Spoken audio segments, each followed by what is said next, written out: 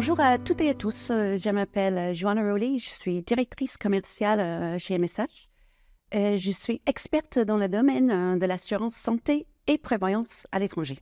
Je suis là aujourd'hui pour vous parler des différents types d'assurances possibles pour un départ en expatriation. Lorsque j'ai quitté mon pays d'origine, l'Irlande, pour m'installer en France, il y a quelques années maintenant, j'étais assez surprise par la façon dont le système de santé était si différent des deux pays. Par exemple, ma première consultation chez le médecin généraliste, j'ai payé que 23 €, quand en Irlande, j'ai dû débourser 50 € et j'étais pas remboursée. En revanche, quand j'ai trouvé mon premier appartement à louer à Paris, j'ai dû personnellement souscrire une assurance habitation, alors qu'en Irlande, c'est la responsabilité du propriétaire.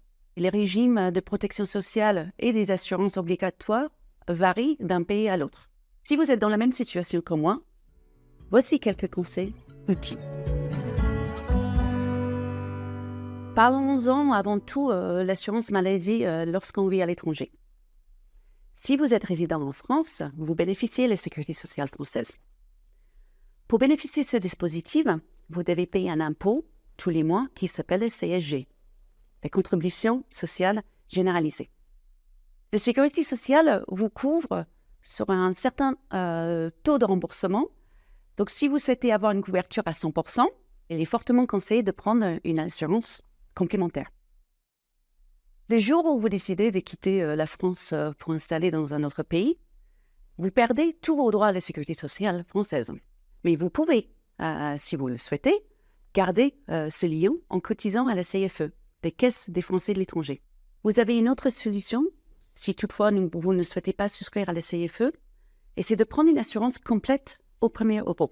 Ça veut dire que l'assurance est privée, complète, et l'assureur prend le risque à 100%.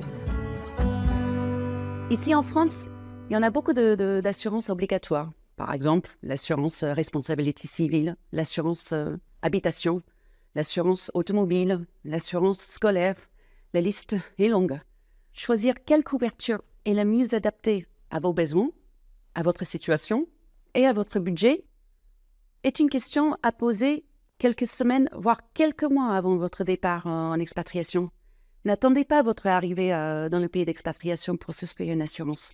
Prenez le temps de comparer les différentes solutions et partir avec l'esprit tranquille.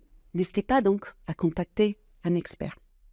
Comme disait le grand Winston Churchill après la Deuxième Guerre mondiale, « If I had my way, I would write the word insure over every door of every cottage, because I am convinced that for sacrifices that are conceivably small, families can be secured against catastrophes which otherwise would smash them forever. » Merci d'avoir écouté et je vous souhaite à tous et à toutes une merveilleuse expatriation.